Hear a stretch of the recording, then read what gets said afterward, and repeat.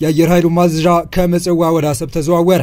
የሻቢያ ጸረ ሚሳኤሎች ወደ አሰብ ተንቀሳቀሱ። አሰብ ከገረማቸው ምጽዋም ይደገማል። ኢሳያስን ያስደነገጠ ጉድ ከአዲስ አበባ ተሰማም። ከፊልድ ማርሻሉ 2 ሚሊዮን ለ200 ሚሊዮን ንግግር ጀርባ ያልተነገረው አደገኛ 4 ኪሎ እቅድ ወጣ። ኤርትራ ወደብ አልባ የመሆን አደጋ ተጋረጠባት።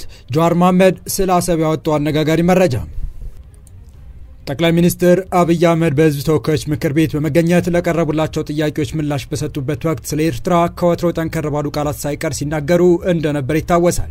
ታዲያ የጠቅላዩ ኤርትራን ማስጠንቀቅና ወደ ቀይ ባህር ለመመለስ ብዙ ጊዜ አይወስድብንም የሚል ንግግር ያስደነግጣቸው ኢሳያስ ጦራቸውን ወደ ኢትዮጵያ ድንበር ከማስጠጋት በተጨማሪ የአየር ኃይል ማዘዣቸውን ከምጽዋ ወደ አሰብ ማዘዋወራቸው እየተነገረ ይገኛል። ኢሳያስ የአየር ማዘዣቸውን ወደ አሰብ ባዞሩና ጸረ ሚሳኤሎቻቸውን በአሰብ መትከላቸው በተነገረ በሰዓታት ልዩነትም ከወደ አዲስ አበባ ሌላ ኢሳያስን ያስደነገጠ ጉድ ተሰምቷል።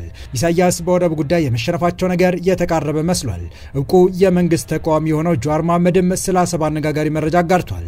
በአሁኑ የመረጃ ሰዓታችን እነዚህን ጉዳዮች ወደ እናንተ የምናደርስ ይሆናል። ሰላም ውድ የሉዴሊ ቤተሰቦች እንደምን አላችሁ? ቻናሉን ሰብስክራይብ፣ ላይክ፣ ሼር ያደረጋችሁ እስከ ጥንቅራችን ፍጻሜ አብራችሁን ቆዩ።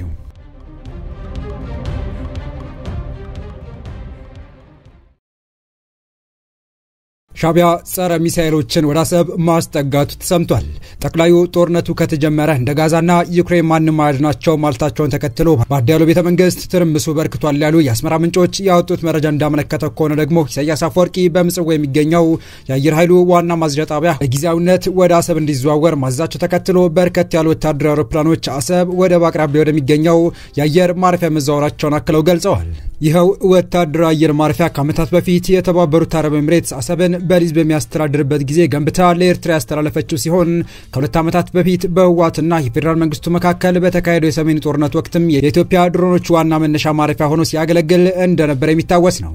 ከትናንት ምሽት አንስቶ ሻቢያም የአየር ኃይል ማዝዣ ጣቢያውን ወደ አሰብ ያዘዋወረ ሲሆን ጦሩ በልዩ ሁኔታ በተጠንቀቅ እንዲሆን አዟን የተባለው በጠቅላዩ ንግግር የተደናገጠው ሻቢያ ብላ ሳይሉት ወጥ አድርጉልኝ ይላል ሲል በተረትና ዘለፋ የታጨቀ መልስ ለኢትዮጵያ የሰጠ ሲሆን ከቃላት ጦርነቱ ጎን ለጎን ደግሞ አሉኝ የሚላቸው መሳሪያዎች ወደ ድንበር አስጠግቶ እያሰፈረ መሆኑ ጠቅላይ ሚኒስትሩ በማንኛውም ሰዓት ጦርነቱ ሊጀመር ይችላል ያሉትን የሚያጠናክር ነው እየተባለ ይገኛል። ጠቅላዩ በዚህ የፓርላማ ንግግራቸው ጦርነቱ በማንኛውም ሰዓት ሊቀሰቀስ እንደሚችል ጠቁመው ነገር ግን ጦርነቱ ከተጀመረ የሻቢያን አዛውንት ሹማምንት እንደ ጋዛና ዩክሬን ከመሆን ማንም አያድናቸው ማለታቸው ይታወሳል። ይህ የጠቅላይ ሚኒስትር አብይ አስተያየት ታዲያ አስመራን እንደ ጋዛ የሚለውን ከ2 ሳምንት በፊት በዚ ኢኮኖሚስት መጽሔት ላይ የወጣ ሰፋ ያለ ትንተና ያስታወሰ ሆኗል። ይኸው ትንታኔ በኤርትራና ኢትዮጵያ መካከል ጦርነት የሚቀሰቀስ ከሆነ ለሻቢያ መንግስትና ለኢሳያስ አፈወርቂ ፍጻሜ ይሆናል ማለቱ አይዘነጋም። በዚህ የጠቅላዩ ንግግር የኤርትራ ባለስልጣናት ድንጋጤ ውስጥ መግባታቸው ተነግሯል። ይህን ተከትሎ አብይም ከፓርላማ ንግግር ሳይጨርሱ ሻቢያ የአየር መሳሪያዎችን፣ ጸረ ሚሳኤሎች እንዲሁም ሚግጀቶችን ወደ አሰብ አስጠግቷል። ይህ አብይ በማንኛውም ሰዓት ጦርነት ሊነሳ ይችላል ሲሉ መናገራቸውን ተከትሎ የአየር ጥቃት ሊፈጸምብኝ ይችላል ከሚል ስጋት የመነጨ እንደሆነ ከስፍራው የወጡ መረጃዎች አረጋግጠዋል። ይህ በእንዲህ እንዳለ ሻቢያ ባፈቀላጤው አቶ የማነ ገብረ መስቀል በኩል ለኢትዮጵያ መንግስት ምላሽ ሰጥተዋል። በምላሹም ብላ ሳይሉት ወጥ ጨምሩልኝ ይላል ሲል ተሳልቋል። የኤርትራ መንግስት ቃል አቀባይ የማነ ገብረ መስቀል የኢትዮጵያ ገዢ ብልጽግና ፓርቲ በባህር በር ጉዳይ ላይ የሚከተለው አምታች የሆነ አካሄድ በቀጠናው ጦርነት ሊቀሰቅስ ይችላል በማለት አስጠንቅቋል። የኢትዮጵያ ጦር ኃይሎች ጠቅላይ ኤታማዦር ሹምና ሌሎች የሀገሪቱ ከፍተኛ የጦር መኮንኖች በኤርትራ ላይ የጦርነት ዛቻ ማሰማት ቀጥለዋል በማለት የከሰሱት የማነ በሌላ በኩል ደግሞ ብልጽግና ኢትዮጵያን ከምጽዋና ከጅቡቲዋ ታራ ወደብ ጋር የሚያገናኝ የባቡር ሀዲድ ለመገንባት እንዳቀደ በመግለጽ አምታች አካሄድ ይከተላል በማለት ተችተዋል። ይሄ የፓርቲው እሳቤ ግን ከቅልቦና ከመነጨ ፍላጎትና ከቀጠናዊ የሰላምና ትብብር ፖሊሲ ጋር አንዳችም ግንኙነት የለውም ሲሉ የማነ አጣጥለውታል። ኢትዮጵያ በአሰብ ወደብ ላይ ያነሳችው ጥያቄ የማይጨበት የህልም ቅዠት በማለት ያጣጣሉት የማነ በአብይ በኩል የቀረበውን የንግግር ጥያቄ በር ዘግተዋል። የኢትዮጵያ ጦር ኃይሎች ጠቅላይ ኤታማዦር ሹም ፊልድ ማርሻል ብርሃኑ ጁላ ከሰሞኑ ባደረጉት ንግግር ኢትዮጵያ በቦሌም በባሌም የባህር በር እናገኛለን ማለታቸው ይታወሳል። ፊልድ ማርሻል ብርሃኑ ኢትዮጵያ በየትኛውም መንገድ የባህር ባለቤት ትሆናለች ባሉበት ንግግር ላይ 200 ሚሊዮን ህዝብ በ2 ሚሊዮን አይዘጋም በማለት መልእክቱ ለኤርትራ መሆኑን አመላክተዋል።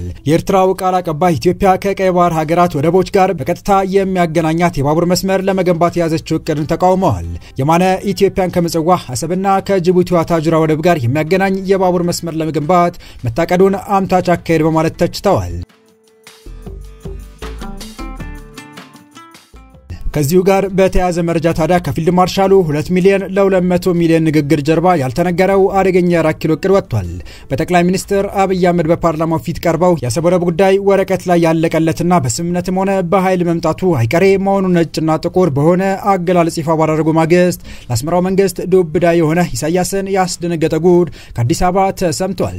የመንግስትን እቅዶችና አጀንዳዎች ወደ ህዝብ ማድረስና በህዝቡ ዘንድ እንዲለመድ በማድረግ የሚታወቁትና የብልጽግና መንግስት ዲጂታል ሰራዊት ብሎ በሚጠራቸው ደጋፊዎችና የፕሮፓጋንዳ ማሳለጫዎች በኩል ከዛሬር ማለዳ ጀምሮ እንደዋዛ እንዲስተጋባ የተደረገ አንድ ወሳኝ መረጃ እንዳመለከተው ከሆነ መንግስት በወደቡ ላይ ወደ ኋላ የለም ወደ ኋላ ከሚለው አቋሙ በተጨማሪ የሻዕቢያ መንግስት ሰላማዊ አማራጭን ከገፋና ወደ ጦርነት ከገባ ጠቅላዩ እንዳሉት የኢትዮጵያን ሰራዊት ማንም ስለማያስቆመው እስከ ምጽዋ ጫፍ እንደሚዘልቅ በመጠቆም አሰብ ከገረማቸው ምጽዋም ይደገማል የሚል እቅድ መያዙን ነው የተመላከተው።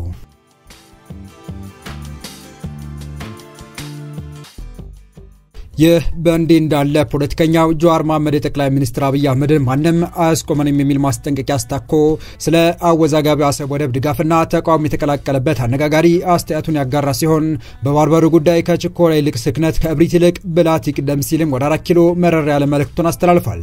ኢትዮጵያ የኢኮኖሚና ጸጥታ ጥቅሟን ለማሟላት የራሷ ወደብ መሻት ተገቢ ነው የሚለውን ጥያቄ አሁን ተገቢ ነው ብሎ ነገር ግን አብይ የተከተለው ጊዜና አቅም ከግምት ያስገባና በበሰለ ዲፕሎማሲያዊ ስትራቴጂ ያልተመራ አካሄድ አይደለም። አሁን ሊያሳካ ወደፊትም ሀገራችን ወደ ፍላጎቷን ለማሟላት ያላትን እድል ያጠበበ ነው። ከጎረቤቶቻችን ጋር አላስፈላጊ ባጋሮ ውስጥ በማስገባት አቅመ ፈርጣማ ሀገራትን ወደ አካባቢያችን እንዲጋብዝ በማድረግ ከህዋ ውስጥ እየከተተን ይገኛል። ለምሳሌ በሶማሊላንድ ወደብ ለማግኘት ያደረገው ፕላን አልባ ሙከራ በእንጭጩ ከመቋጨት አልፎ ሶማሊያ የባህር ሀብቷን ለማስጠበቅ ቱርክን በረጅም ጊዜ ሊዝ እንድትገዛ ምክንያት ሆኗል። ዋና ባላንጣችን ግብጽም ወታደሮቿን እንድታሰፍር አድርጋለች። ይህ አዲስ እውነታ በሶማሊላንድ ሆነ ሌሎች ሶማሌ ወደቦችን ለመገኘት ያለንን እድል በከፍተኛ ሁኔታ አጥቦታል። በሶማሊላንድ ውዝግብ ወቅት የአሸማጋይነት ሙከራ ስታደርግ የነበረችው ጅቡቲ ኢትዮጵያ የታጁራን ወደብ በረጅም ጊዜ ሊዝ እንድትጠቀም ሀሳብ አቀረበች። አብይ እምቢ አለ። ጅቡቲም ሳውዲ አረቢያን ጋብዛ ታጁራን በረጅም ጊዜ ሊዝ ሰጠቻት። ወደቡን ሳውዲ ገንብታ ኢትዮጵያ በክፍያ እንድትጠቀም ነው ተብሏል። ያ ማለት በወደቡ የሚደረገውን ወደ ኢትዮጵያ የሚገባና የሚወጣ ጭነት ሁሉ በሳውዲ ቁጥጥር ስር ሆነ ማለት ነው።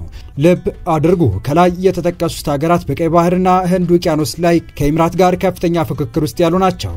ኢምራት ፈጽሞ የቀይ ባህር ወደቦች ላይ ቁጥጥር እንዳይኖራት የሚሰሩ ናቸው። በአብይ የምትመራው ኢትዮጵያ ደግሞ የኢምራት ተቀጣሪ ጉዳይ አስፈጻሚ ሆናለች። ስለዚህ የኢትዮጵያን ሙከራ የኢምራት አድርገው ስለሚያዩ ለማክሸፍ ይሰራሉ። እስካሁን አብይ ያደረገው የልጅ ጨዋታ ለዚህ ዓላማቸው እጅግ ጠቃሚ ነበር።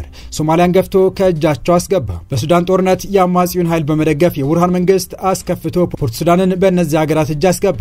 ከኤርትራ ጋር የገባው አምባጋሩም እነዚህ ሀገራት በሙሉ አቅማቸው ከኢትዮጵያ በተቃራኒ እንዲቆሙ እድል የሰጠ ነው። ኤርትራም ይህን ድጋፍ ወደ አስተማማኝና ዘላቂ ዋስትና ለማሸጋገር ወደቦቿን ለእነዚህ ሀገራት በተለይም ለሳውዲ በረጅም ጊዜ ሊዝ ልታስተላልፍ ትችላለች። ይህ ከሆነ ፍጥጫቸው አብይ ትንሽዬ ብሎ ከሚኒቃት ኤርትራ ጋር ሳይሆን ከትጇርና ሀያላ ሳውዲ ጋር ይሆናል ማለት ነው። በተስፋፊነት ትርክት ታወጀው የአብይ የወደብ ፖለቲካ ሌላዋን ይቅርና ኬንያን ያስደነገጠና ያስከፋ ነበር። ለደቡብ የሀገራችን ኢኮኖሚ አማራጭ ወደብ እንዲሆን ሲዘጋጁ በነበሩት የላሙ ወደብ ጉዳይ በጥርጣሬ እንዲመለከቱም አድርጓቸዋል። ምን ያብቻ የአብይ እውር ድንብር የወደብ ፖለቲካ ለ25 ዓመታት ዲፕሎማሲያዊ ግንኙነቷን አቋርጣ የነበረችው አሜሪካ እንኳን ከኤርትራ ጋር ዳግም ለመቀራረብ እንድትወስን ገፋፍቷታል። ጠቅላላ ሲል በተዳከመ ኢኮኖሚያዊና ወታደራዊ አቅም እንዲሁም በተሸዋረረ ዲፕሎማሲያዊ አካሄድ የተገበረው የወደብ ፖለቲካ የወደብ ባለቤትነት እድላችን ያጨናገፈ ብቻ ሳይሆን አላባራ ባለው የእርስ በርስ ጦርነታችን ላይ ቤንዚል የሚያርከፈክፉ ኃይላትን የጋበዘ እንዲሁም የዲፕሎማሲያዊ መገለልን ያባባሰ አክሳሪ አካሄድ ነው።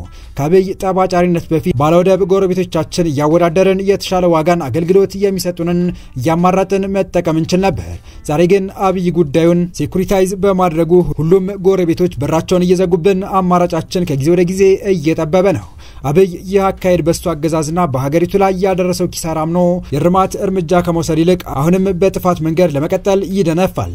አብይ የወደብ ፖለቲካውን የሚነዛው እውነትም ሀገራችን የወደብ ባለቤት ያደርጋል ብሎ ስለሚያምን እንዳልሆነ አካሄዱ ግልጽ ያደርገዋል። ጉዳዩን የምጥኝ ብሎ የሚገፋበት የህዝቡን ቀልብ ከውስጣዊ ኢኮኖሚያዊ ፖለቲካዊና የሴኩሪቲ ቀውስ ዳይቨርት በማድረግ የስልጣን ዘመንን ለማራዘም ያግዘኛል በሚል ስሌት ነው።